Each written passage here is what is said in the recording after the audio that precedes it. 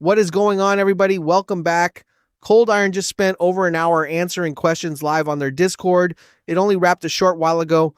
4 developers were in there taking questions from the community in real time. I watched the whole thing so that you do not have to. This was the last word before launch, and they gave up far more than I expected. We finally know how many missions the campaign has. We know the performance target on every console. There is a version of this game that nobody had announced until tonight, and there is one answer that changes when you can even start playing tomorrow. So let us go through everything the team confirmed. Start with the part that actually affects your night. There is no pre-order for this game at all. The team confirmed there is no pre-order period and no countdown to 1.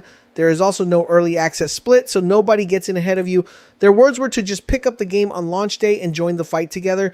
Here's the catch though, because there is no pre-order, there's also no preload either. The game goes on sale tomorrow morning at 8 a.m. Pacific. That is when you can buy it and start downloading it cold. So budget the download time before you plan your evening around it. And then the bigger one, this is a digital only release with no disc at launch. That is PlayStation 5 and Xbox Series X and S.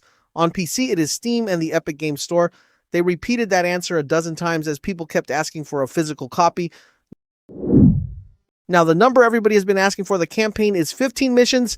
That is a straight answer we have never had before tonight, and they were specific that those 15 are campaign only. Horde mode sits on top with 3 of its own unique maps. On structure, the campaign is still linear episodes like the first game, but they said it is a bit bigger than a 3-act structure now. Those 15 missions run across 4 unique biomes. On length, they hedged, and I think fairly. It depends heavily on your difficulty and on how good you actually are. Their rough figure was 30 to 40 minutes per mission. I am deliberately not doing that multiplication on air. They did not do it either, and skill changes the answer a lot. The Queen has been showing up in the marketing, and somebody asked the obvious question, do you actually fight her, or do you only ever run away? The answer could not have been shorter. You will be able to fight the Queen. On bosses more generally, though, they stayed a lot vaguer. They said there are a lot of really cool and unique enemies. Depending on how you define a boss, you will hit some genuinely challenging battles. So there is no boss count tonight. Horde mode got clarified as well. It is 1 faction per wave at a time rather than a mixed spawn. As the waves escalate, they adjust hit points and damage and widen what is allowed to spawn. On whether encounters are scripted or random, they said a bit of both. Sometimes they set up a specific situation, and other times they let the randomizer take over. Enemy tactics vary now as well. They said the aliens dodge and take different approach angles instead of running one path. They also gave real performance numbers, which studios almost never do the night before launch. On a base PlayStation 5, you are targeting 1440 at 60 frames. The PlayStation 5 Pro pushes that up to 4K at 60. Xbox Series X matches the base PlayStation at 1440 and 60. Then Series S sits at 1080 at 30 frames. That is the one worth knowing before you pick a platform. On ray tracing, the wording was interesting. They said it is not mandatory and that it is not an optional feature either. So read that as ray tracing simply not being in this game. There is a proper field of view slider though. You can set hip fire and aiming down sights separately. Xbox Play Anywhere is confirmed as well. And Korean and traditional Chinese localization are both planned. Here's the one nobody saw coming. A Nintendo Switch 2 version is planned and they put a window on it. Fall 2026. Be careful how you read that because it is a plan in a window rather than a dated release. But it is the first time that version has been acknowledged at all. On the money side, they closed one door and opened another. There is no season pass planned at this stage. That is a real change from how the first game was supported. What they said instead is that they want to support the game well beyond launch with free updates. Free was their word and not mine. There is still no roadmap and still nothing dated. So treat post-launch support as a genuine wait and see. For anyone who put hundreds of hours into the first game, some old friends are back. They named the M41A2 and the Frontier Revolver specifically. Others are returning as well. The classes are framed as evolutions of the first game's classes rather than replacements. But one thing is definitely not coming back. Precision rockets are gone. Instead, the Marauder gets a pile of perks and replacers that change how the Titan rocket works. Underbarrel weapons are confirmed too. The Mondo Pulse Rifle was described as a big, awesome gun with a rocket underbarrel. There are 5 grenade types in total. You get frag and impact and phosphorus, then EMP and cryo on top. You can buy special ammo types in game as well. And stopping power is not a damage type, but certain enemies react to it in specific ways. The specialist got pinned down properly tonight.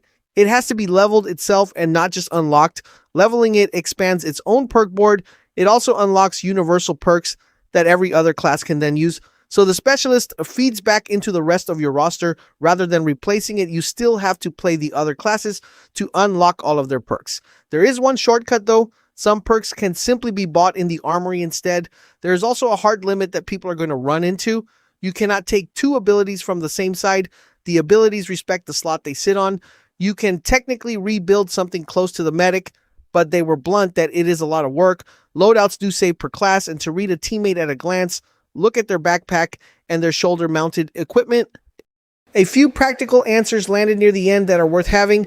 Matchmaking has been rebuilt around keeping the pool full. Quick play lets you queue for Horde and campaign together, or for just one of them.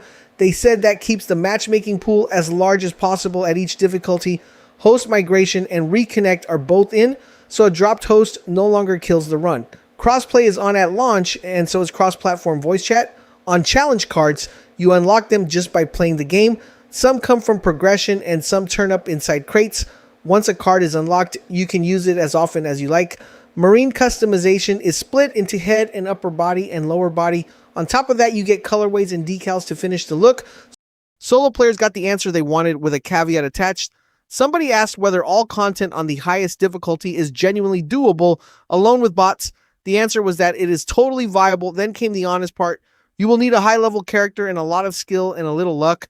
That luck word annoyed a few people in the channel, and I do get why, but I would rather have that than a flat yes friendly fire switches on above standard difficulty, so that is the line to watch. Melee builds came up as well. They have made some in testing and said melee works best alongside other players, so I would not plan a solo melee run on day one. Medkits cannot be handed to a teammate. You can still heal both your squad and your synthetic companions. Now, the pile of things people asked for and did not get. There are no playable xenomorphs.